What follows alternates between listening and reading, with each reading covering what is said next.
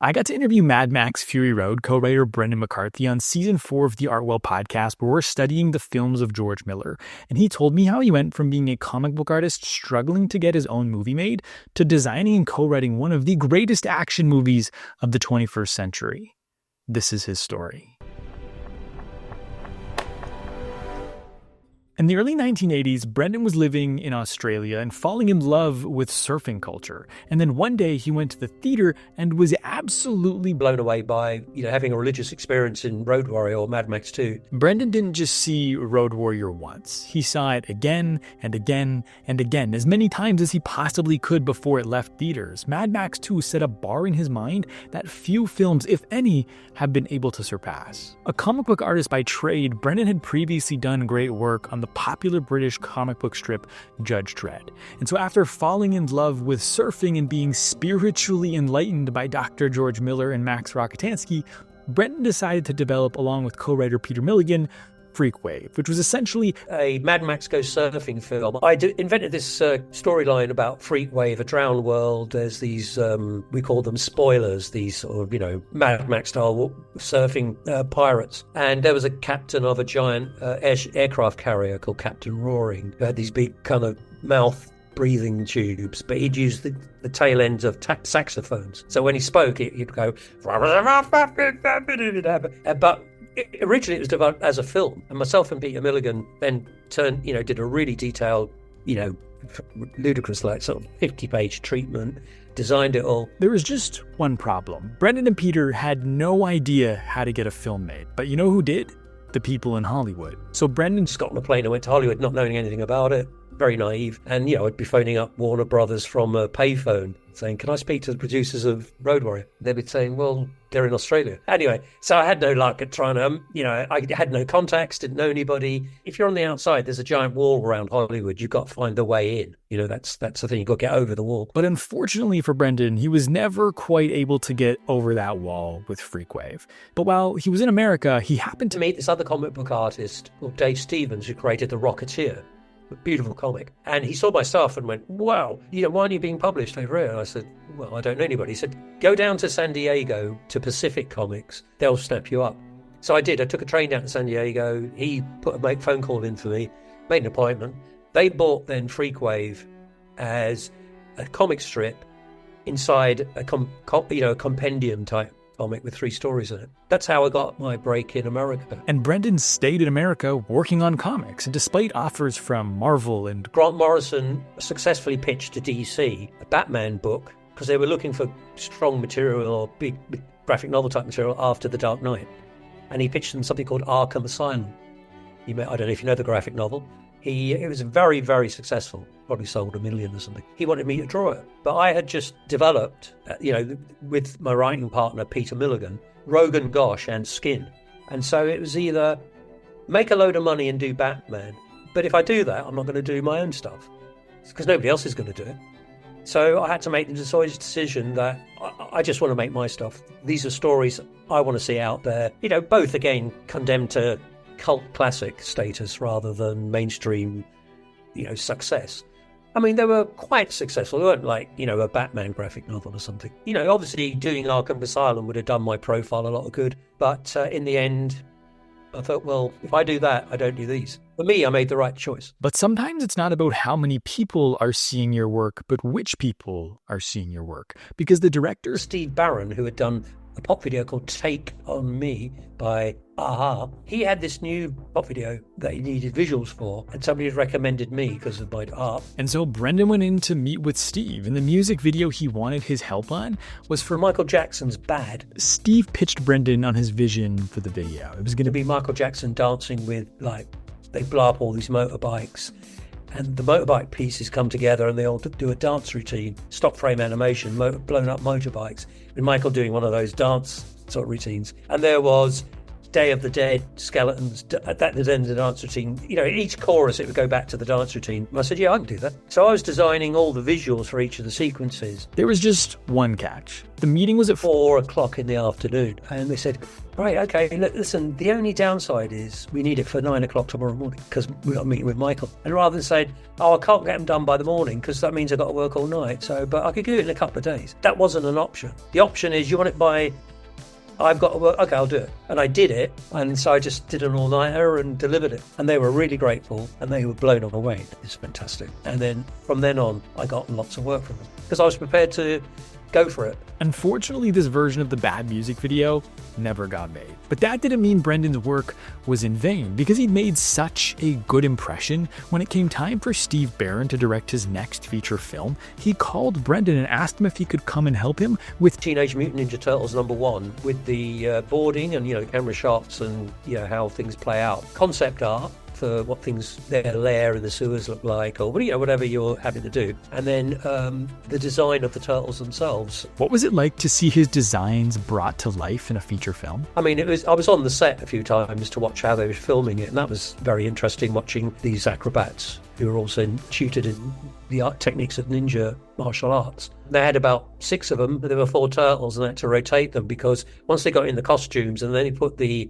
helmet on the face, which was all radio controlled by somebody from Henson's. It got so hot inside that it could probably do a take, and they'd have to get out, let it out, and steam would come out from underneath the, it was really incredible. And so with long takes, the guys were almost fainting. But they managed to pull it off and make what was at the time, a really good movie, and also at the time, the biggest grossing independent movie ever made. So, it's a huge success. Brendan would continue to work in entertainment, doing designs and concept work for movies like Coneheads, Pinocchio, Thunderbirds, and Subterranea. But eventually he found himself up north in Canada, working for a studio called Mainframe, working on a show called Reboot, the world's first ever computer animated TV series. And this was before Pixar or any of those DreamWorks, any of those people. There was an episode I suggested based on Mad Max. They would go through different genres, sci-fi, gaming. I said, why haven't you done a sort of an Autogeddon car war type of one, post-new Mad Max?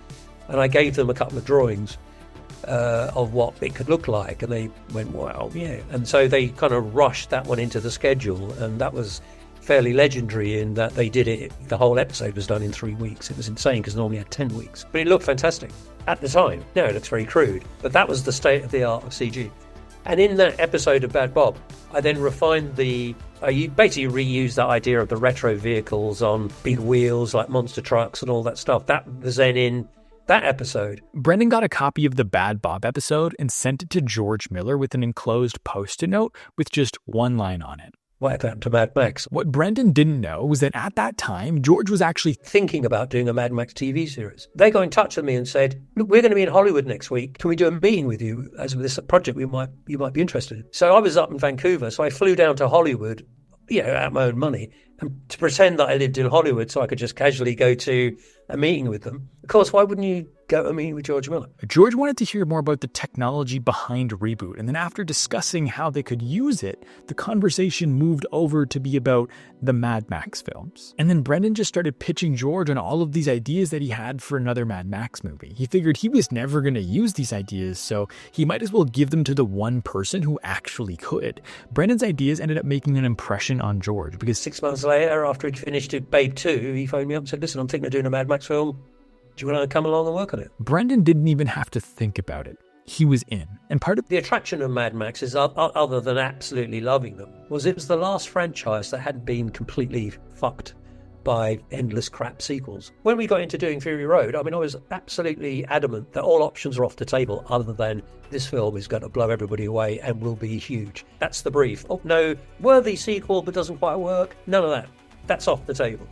And we understood quite early on, we can't do another cult classic because when they're giving you 130 million plus, you can't do that. You can't do a cult. You've got to do a classic. Initially, Brendan was just brought on as a designer and concept artist, but after a little while of working together, George saw that Brendan was a storyteller, but better than that, he was a storyteller with passion for the material. And so they offered me the writing contract then. Said, well, listen, why don't you write it as well as design it and storyboard it?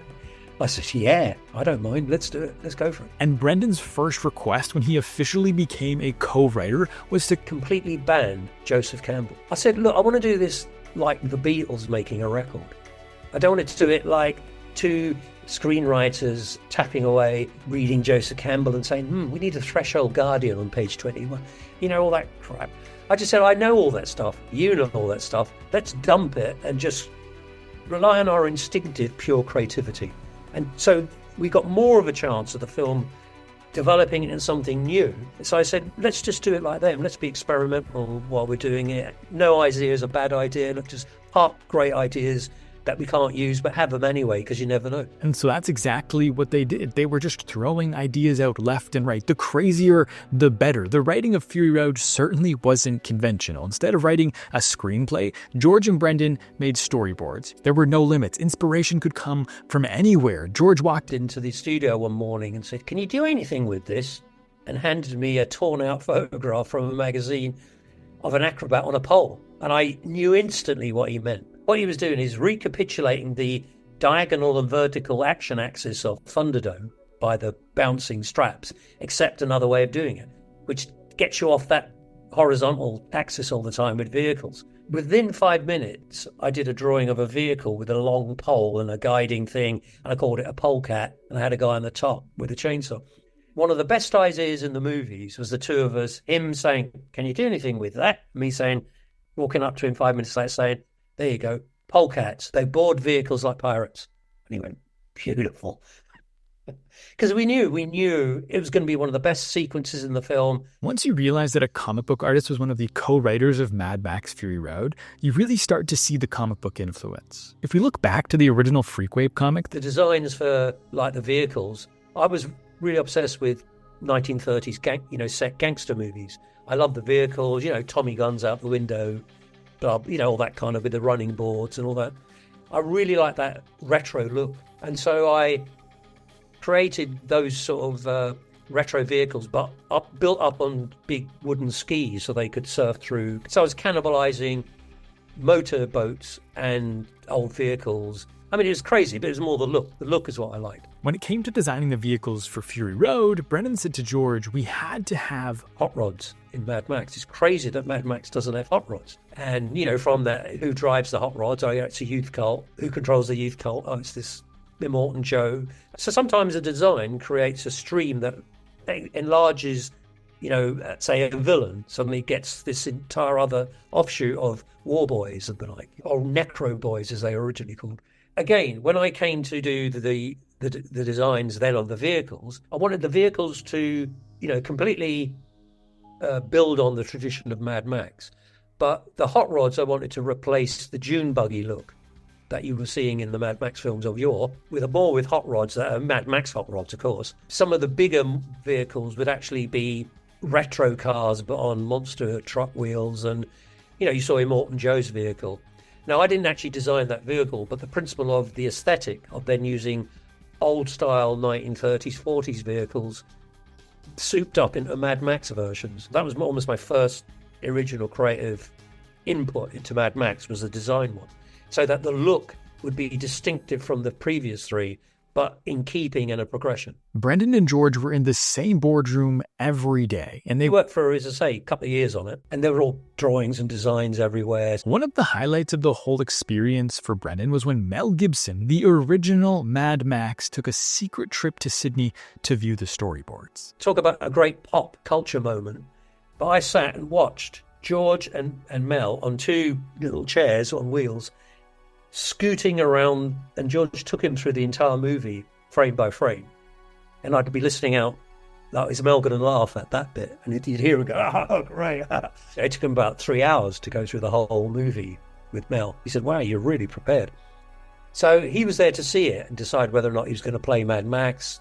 Could he handle it? He was by then getting up to 40 or 40. In the end, he signed up and it was on with Mel Gibson as Mad Max. This visit from Mel was in the late 90s. And so unfortunately, following 9/11, the US dollar dropped and the production of Fury Road was postponed. And then a few years after that, Mel Gibson ended up withdrawing from the picture because he was experiencing some turmoil in his personal life. As for Brendan, he ended up leaving the project a little while later to go back to his first love of writing and drawing comics. But his impact on the Mad Max films will be felt for years to come. He certainly left his mark on the wasteland. So I'm embedded in half of that movie, and it was a co-written thing with George. That was a great thrill for me to co-write a Mad Max movie with George Miller. That's like somebody co-writing a new Star Wars film with George Lucas or something, if you're a Star Wars fan. So for me, that was, okay, that's off my bucket list. Good one. When you make art, it often takes time to truly know what it is that you've made. Looking back now, almost 10 years after the release of Fury Road and almost 20 years since Brendan worked on the film, how does he feel about it? Does he think that they achieved their goal of making something that sits up there with the other classics, sort of, sci-fi genre, Blade Runner, Alien, Terminators, all that, blue chip classics, and including Road Warrior? I think Fury Road joins that rank. Thanks for watching. Make sure to subscribe, and if you liked this video, then you would love my full 2-hour-long interview with Brendan, where he shares even more stories about the making of Fury Road, like where the name Furiosa came from, his visit to set in Namibia, Tom Hardy's script notes, the dinner he had with Hugh Keys Byrne, his thoughts on the new Furiosa movie, and more. You can find my interview with Brendan in Season 4 of the Artwell podcast on Apple, Spotify, or the link in the description. And just so we're clear, it was 7-8 years later, this project Waterworld starts to get talked about and then finally comes out. I had nothing to do with it. I was there before that film, but it did kill Freakwave as a possible film.